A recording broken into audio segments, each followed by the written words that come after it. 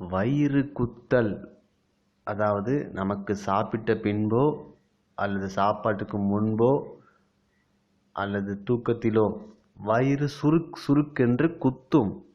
இந்த சுருக் என்று குத்துவதற்கு காரணம் நம்முடைய உடலிலுள்ள வயிற்றின் தசைகள் வீக்காக இருக்கிறது என்று அர்த்தம். அதாவது வயிறு முழுமையாக கெட்டுவிட்டது. இதனை தவிர்ப்பதற்கு புளிப்புச் சுவையை கம்ப்ளீட்டாக குறைக்க வேண்டும். அதாவது லெமன் சாதம், லெமன் ஜூஸ், தக்காளி சாதம், புளிக்குழம்பு, காரக்குழம்பு, கருவாட்டு குழம்பு மற்றும் சிக்கன், மட்டன், முட்டை, மீன் போன்ற அசைவ உணவுகளின் கம்ப்ளீட்டாக தவிர்த்து விட வேண்டும்.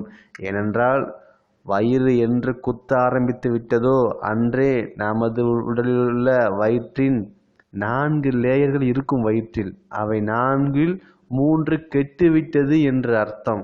எனவே வயிற்றை பாதுகாப்பதற்கு புளிப்புச் சுவையை சுத்தமாக நிறுத்த வேண்டும். அதன் பிறகு அசைவத்தையும் நிறுத்திவிட வேண்டும். நாம் உண்ணும் உணவானது மெதுவானதாக இருக்க வேண்டும். அதாவது காலை இரவு டிஃபனானது இட்லி தேங்காய் சட்னியாக மட்டுமே இருக்க வேண்டும். மதியம் சாப்பாடு பருப்பாகவே இருக்க வேண்டும். பருப்பு சாதம் மட்டுமே சாப்பிட வேண்டும்.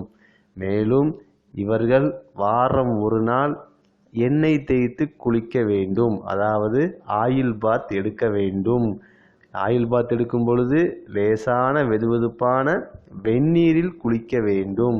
இவர்கள் உடலுறவு 15 நாட்களுக்கு ஒரு முறை மட்டுமே காமத்தில் ஈடுபட வேண்டும்.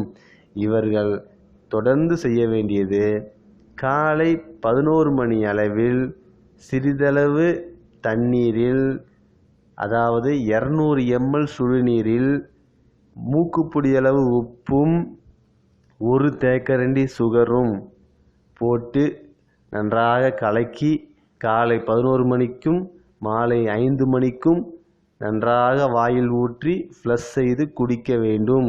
இந்த முறையை இவர்கள் 30 நாட்களுக்கு செய்ய வேண்டும். அதன் பிறகு வாரம் ஒரு நாள் வாழும் காலம் முழுவதும் செய்து கொண்டே இருக்க வேண்டும்.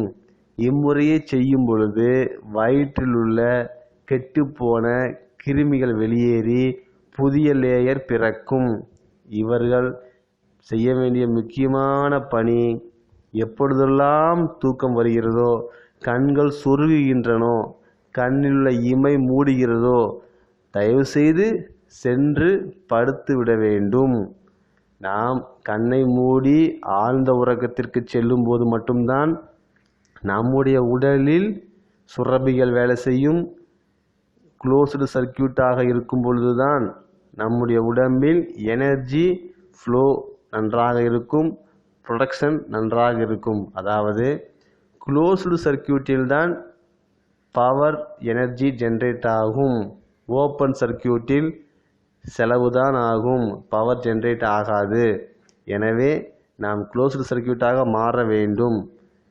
அதற்கு நாம் செய்யும் முறை தூக்கம் மட்டுமே. நம்முடைய உடம்பில் என்ன நோய் ஏற்பட்டாலும் சரி, தயவுசெய்து நன்றாக ஓய்வு வேண்டும். ஓய்வும் ஆழ்ந்து கண்ணை மூடி மன அமைதிக்கு சென்று உறங்க வேண்டும். கைகால்களை நீட்டி உறங்க வேண்டும்.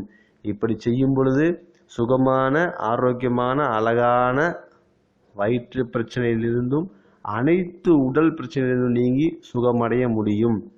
இதில் ஏதேனும் தங்களுக்கு சந்தேகங்கள் இருப்பின் என்னை அழைக்கவும். செந்தில்குமார், சென்னை, பூந்தமல்லி, 9840810382. நன்றி.